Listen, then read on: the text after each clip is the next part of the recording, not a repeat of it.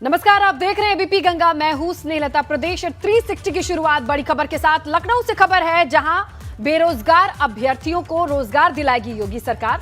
निजी क्षेत्र में बेरोजगार अभ्यर्थियों को रोजगार दिलाने की ये पहल है। 100 दिन के भीतर 25,000 अभ्यर्थियों को रोजगार दिलाएगी सरकार। श्रम एवं सेवा योजना विभाग है जो रोजगार मेले का आयोजन करेगा। 600 करियर काउंसलिंग कार्यक्रम चलाए जाएंगे। 50,000 प्रतिभागियों को काउंसलिंग में सुविधा दी जाएगी, उनकी काउंसलिंग होगी।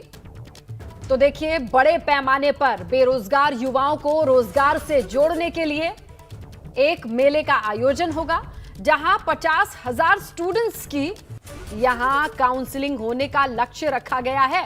तो देखिए किस तरीके से सौगात मिलेगी।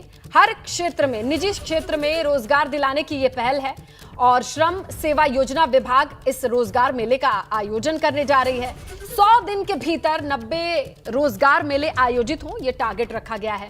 600 करियर काउंसलिंग कार्यक्रम ये आयोजित किए जाएंगे, जिसमें 50,000 प्रतिभागियों को काउंसलिंग की सुविधा मिलेगी और 4,000 कुशल कामगारों को सेवा मित्र पोर्टल पर काम करने की सुविधा मिलेगी। 1350 नागरिकों को घरेलू सेवाएं मुहैया कराने का एक लक्ष्य रखा गया है। बंधुआ मजदूरों को चिन्हित करने का भी टारगेट है और पहचान के लिए ऑनलाइन ट्रैकिंग प्रणाली भी होगी।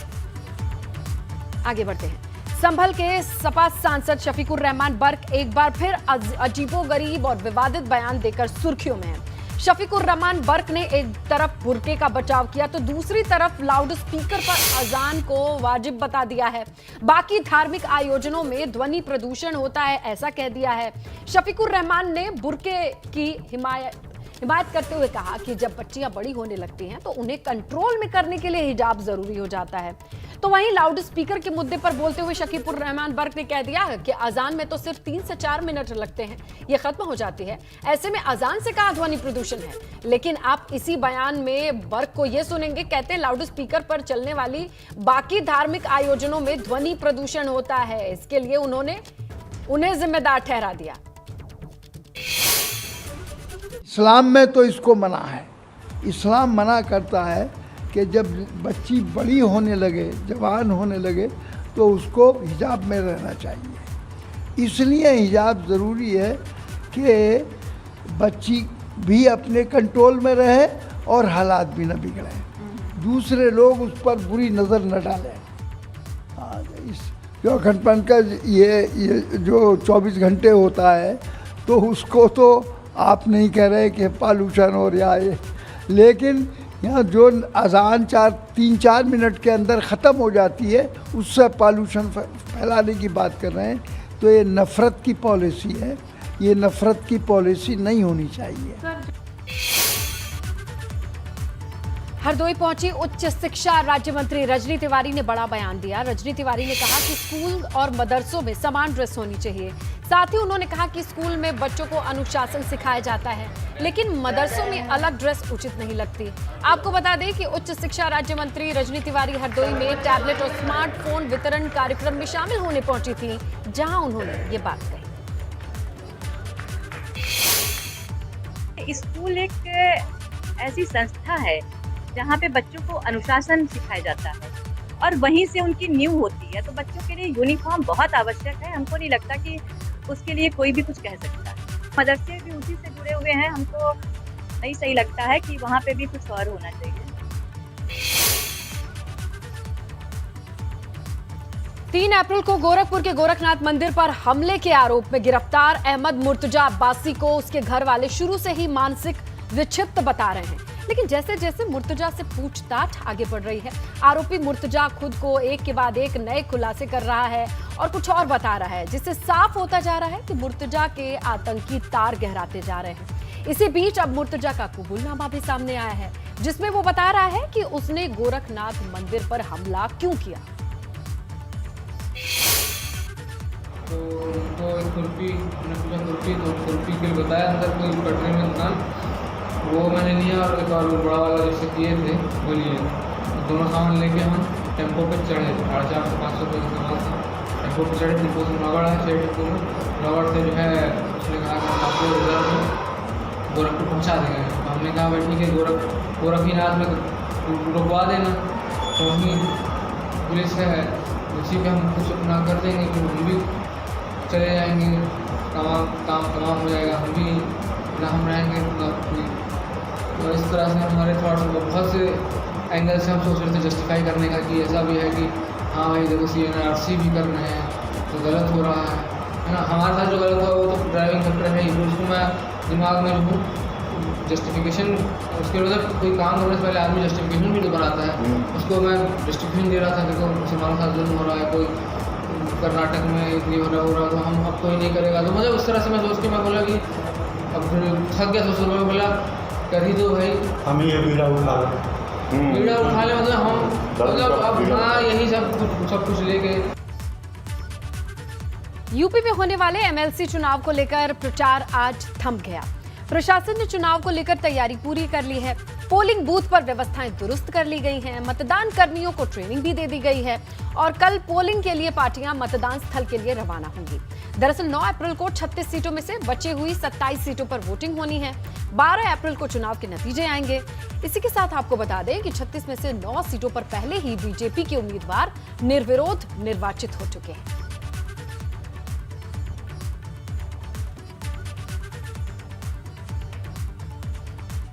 मेरठ गाजियाबाद MLC सीट पर होने वाले चुनाव को लेकर जिला निर्वाचन आयोग ने तमाम तैयारियां पूरी कर ली हैं। कल पोलिंग पार्टियां रवाना हो जाएंगी, निष्पक्ष चुनाव कराया जाएगा। एबीपी गंगा संवाददाता सनु शर्मा ने मेरठ के डीएम बालाजी से खास बातचीत की। MLC चुनाव को लेकर 9 अप्रैल को वोट डाले जाएंगे और उसको लेकर जो तमाम तैयारियां हैं वो पूरी कर ली गई हैं। मेरठ गाजियाबाद MLC सीट पर मेरठ में किस तरीके से वोटिंग होगी, कितने पॉइंट्स बनाए गए हैं, इसको लेकर हम बात कर लेते हैं जिला निर्वाचन अधिकारी के बालाजी से। सर, आपसे जानना चाहूंगा कि किस तरीके से तैयारियां की गई हैं, चूंकि 9 अप्रैल को वोटिंग होगी। कल पोलिंग पार्टियों की रवाना ITI साकेत मेरठ से होगी और मेरठ गाजियाबाद स्थानीय प्राधिकारी निर्वाचन क्षेत्र में कुल 4 जनपद हैं, मेरठ, गाजियाबाद, बागपत और हापुड़। मेरठ जनपद में कुल 17 बूथ्स हैं और चारों जनपद मिला के 43 बूथ्स है, कुल मतदाता 4250 है। और इसके लिए जो पोलिंग पार्टीज़ का जो ट्रेनिंग देना है वो सब हो चुकी है। हर बूथ पे हम लोग एक स्टैटिक मजिस्ट्रेट नियुक्त कर रहे हैं, उसके ऊपर जोनल मजिस्ट्रेट्स है और संबंधित क्षेत्र का SDMs भी ड्यूटी में लगाया गया है। पुलिस के स्तर से पैरामिलिट्री फोर्स की तैनाती की जा रही है और इसमें पर्याप्त पुलिस व्यवस्था भी रहेगी। फर्रुखा इटावा विधान परिषद की सीट पर भाजपा और सपा में सीधा मुकाबला है। MLC चुनाव में यहां 5238 मतदाता वोट करेंगे। भारतीय जनता पार्टी ने भारतीय जनता युवा मोर्चा के प्रदेश अध्यक्ष प्रांशु दत्त द्विवेदी को मैदान में उतारा है, जबकि समाजवादी पार्टी ने मोहम्मदाबाद के चेयरमैन हरीश यादव को पार्टी प्रत्याशी बनाया है। फर्रुखाबाद MLC चुनाव के लिए जो है हमारे पास कुल 35 बूथ हैं, जिसमें फर्रुखाबाद में 9 बूथ हैं, जिसमें टोटल जो है 5231 मतदाता हैं। यहाँ पे जो है सारे बूथों पर जो है BSF है और इसके अलावा CCTV कैमरा वीडियो रिकॉर्डिंग की। नोएडा में कमिश्नर आलोक सिंह सुरक्षा का जायजा लेने के लिए सड़क पर उतरे। कमिश्नर आलोक सिंह ने सेक्टर 18 मार्केट में पैदल मार्च किया। इस दौरान भारी पुलिस फोर्स मौजूद रही, साथ ही जॉइंट कमिश्नर लव कुमार और DCP राजेश SP भी मौजूद रहे। सेक्टर 18 की सड़कों पर कमिश्नर आलोक कुमार सिंह ने व्यापारियों से बातचीत की, साथ ही सुरक्षा के पुख्ता इंतजाम को लेकर सड़कों के पॉइंट्स की भी जानकारी ली।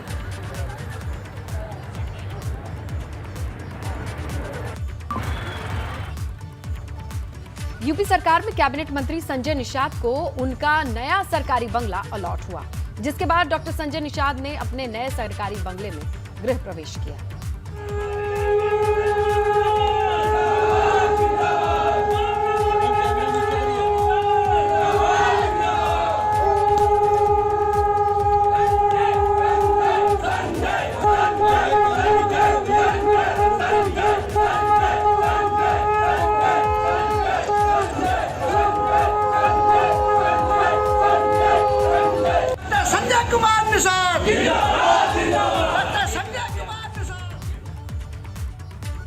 भारतीय किसान यूनियन भानु के राष्ट्रीय अध्यक्ष भानु प्रताप सिंह ने राकेश टिकैत पर बड़ा हमला बोला। भानु प्रताप सिंह ने भारतीय किसान यूनियन के राष्ट्रीय प्रवक्ता राकेश टिकैत की संपत्ति की CBI जांच की मांग की है। हालांकि इससे पहले उन्होंने खुद को संपत्ति की जांच की मांग भी की थी और भानु प्रताप सिंह ने कहा कि वो जल्द ही इस मामले को लेकर मुख्यमंत्री योगी आदित्यनाथ से मिलेंगे। साथ बात करने के लिए भारतीय किसान यूनियन भानु के जो राष्ट्रीय अध्यक्ष हैं भानु प्रताप जी हैं। राकेश टिकैत इशारा कर रहे हैं, राकेश टिकैत इशारा कर रहे हैं कि बोले कि अगर जो सरकार ने वादे किए हैं 3 कृषि कानून वापस लेने के साथ ही सिंचाई के लिए जो फ्री बिजली और तमाम चीजें एमएसपी की गारंटी को लेकर नहीं होगा तो दोबारा हम उतर आएंगे सड़कों पर। और ये भी कहा है कि संघर्ष लंबा चलेगा। कौन ने कहा है? राकेश टिकैत। राकेश टिकैत फंडिंग से चलने वाला और लूट खसोट करने वाला, किसानों को लुटवाने वाला एक राकेश टिकैत एक लूटखोर गैंग का लीडर है, किसान लीडर नहीं। लूटखोर गैंग का लीडर। सबको किसानों को लुटवाया, सबको लुटवाया। हम तुम्हें एक एक जगह से 10-10 करोड़ रुपया लिया। यहाँ से जो गौतम बुद्ध नगर ग्रेटर नोएडा है वहाँ किसान आंदोलन कर रहे थे और उस समय हम भारतीय किसान भानु के राष्ट्रीय अध्यक्ष रमेश बाबा ने बना दिए थे। कारागार और होमगार्ड विभाग के मंत्री धर्मवीर प्रजापति मंत्री बनने के बाद आज पहली बार आगरा पहुंचे। आगरा में उनका कई जगह पर स्वागत हुआ। एक जगह तो उनका स्वागत बुलडोजर से होता नजर आया। धर्मवीर प्रजापति का कहना है कि बुलडोजर सुशासन का प्रतीक है। वहीं कारागार में कैदियों के लिए सुविधाएं बढ़ाने पर उन्होंने जोर दिया। कारागार एवं होमगार्ड मंत्री धर्मवीर प्रजापति आज पहली बार अपने गृह जनपद पहुंचे हैं और जगह जगह उनका स्वागत हो रहा है। स्वागत में बुलडोजर भी नजर आ रहा है। मंत्री जी, बुलडोजर तो सुशासन का प्रतीक बन गया है, आज स्वागत में कई जगह देखने को मिला है और अच्छा लगता है कि जनता स्वयं बुलडोजर चिल्लाती है और इसका सुशासन का एक प्रतीक बना है। माननीय योगी जी ने जो पिछली सरकारों में अच्छे माफियाओं को संरक्षण मिलता था, योगी जी ने ये बुलडोजर उन पर चलाया है। जनता को एहसास कराया है कि आप हमारे शासन में सुरक्षित रहते, कोई से बड़ा माफिया आपको परेशान नहीं कर सकता। अब बात योगी सरकार पार्ट 2 में शहर शहर चलने वाले बुलडोजर और एनकाउंटर्स की। प्रदेश भर में कानून व्यवस्था को चुनौती देने वाले बदमाशों और सरकारी जमीन पर अवैध कब्जा करने वालों के साथ कानून को ताक पर रखकर अवैध निर्माण और अतिक्रमण करने वाले दबंगों और भूमाफियाओं पर इन दिनों शासन और प्रशासन की दो तरफा कार्रवाई चल रही है। एक तरफ माफिया और दबंगों की अवैध संपत्ति पर बुलडोजर रौंदता दिखाई देता है, तो दूसरी तरफ यूपी पुलिस एक के बाद एक एनकाउंटर करके अपराधियों को घुटने पर लाने में जुटी है।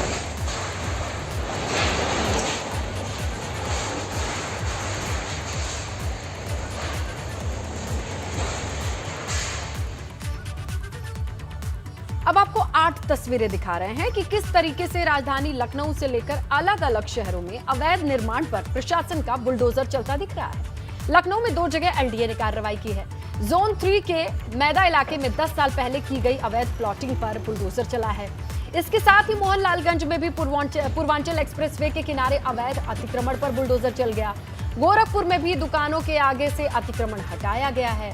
साथ ही गोंडा में 9 हेक्टेयर जमीन से अतिक्रमण हटा है। इसके अलावा शामली में 6 बीघा जमीन मुक्त कराई गई है। आगरा, मथुरा, औरैया में भी अवैध निर्माण पर प्रशासन का बुलडोजर चला है। बरेली विकास प्राधिकरण ने आज पारसखेड़ा में सपा भोजीपुर विधायक शहजील इस्लाम के पेट्रोल पंप पर ध्वस्तीकरण की कार्रवाई की है। बीडीए के मुताबिक पेट्रोल पंप का मानचित्र पास नहीं है। नोटिस देकर मानचित्र मांगा गया, लेकिन अब तक कागज उपलब्ध नहीं हुआ तो कार्रवाई की गई। पेट्रोल पंप मालिक ने कार्रवाई होने के बाद मानचित्र उपलब्ध कराने के लिए 15 दिन का समय मांगा है। बीडीए ने कार्रवाई रोक दी।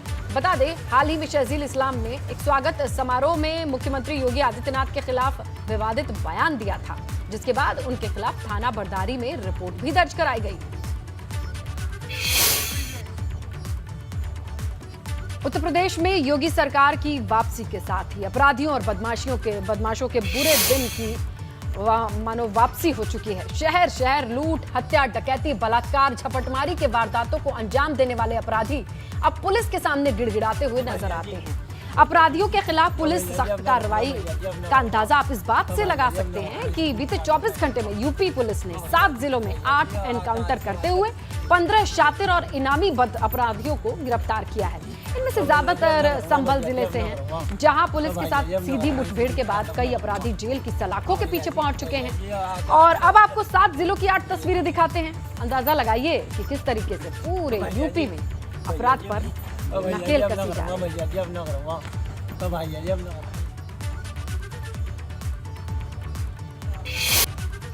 गाजियाबाद में पुलिस ने बदमाशों का एनकाउंटर किया। थाना साहिबाबाद क्षेत्र के नदी किनारे पुलिस ने चेकिंग अभियान चला रखा है। इसी दौरान बाइक सवार 2 बदमाशों को रुकने का इशारा किया जाता है तो बदमाश पुलिस पर फायरिंग शुरू कर देते हैं। जवाबी फायरिंग में शातिर बदमाश आफ्ताब घायल हो गया और इस पर 22 से ज्यादा मुकदमे दर्ज हैं। हालांकि इस दौरान एक आरोपी भागने में कामयाब रहा। गाजियाबाद के थाना साहिबाबाद क्षेत्र के हिंडन कहें तो हिंडन पुल के नीचे पुलिस और बदमाशों के बीच मुठभेड़ हुई है। मुठभेड़ में एक शातिर अपराधी पुलिस की गोली से घायल हो गया और एक भागने में फरार हो गया। ये बदमाश की बाइक है। ये बाइक इधर से आ रही थी और पुलिस पार्टी चेकिंग कर रही थी, जिसके बाद इसे रुकने का इशारा किया, लेकिन बदमाश नहीं रुका और रुकने के बाद उसने पुलिस पार्टी पर फायर कर दिया। जवाबी कार्रवाई में पुलिस की तरफ से भी गोली चलाई गई और जिसमें कि एक शातिर अपराधी बताया जा रहा है जो घायल हुआ। विधानसभा चुनाव में कानून व्यवस्था और शिक्षा और महिला सुरक्षा के मुद्दे पर प्रदेश की आधी आबादी का वोट हासिल करके यूपी की सत्ता में वापसी करने वाली योगी सरकार अब महिलाओं और छात्राओं से किए गए अपने वादे को पूरा करने में लग गई है, जिसमें सबसे पहले छात्राओं को मुफ्त स्कूटी देने की योजना पर काम शुरू कर दिया गया और उच्च शिक्षा विभाग ने छात्राओं को मुफ्त स्कूटी देने की योजना को 100 दिन के भीतर कार्य योजना में प्राथमिकता पर रखकर इसका खाका तैयार करना शुरू कर दिया है। मुफ्त स्कूटी योजना का नाम रानी लक्ष्मीबाई योजना होगा। 2 प्रस्ताव प्रमुख हैं। पहले प्रस्ताव के तहत 12वीं के बाद कॉलेज जाने वाली छात्राओं को यह स्कूटी दी जाएगी।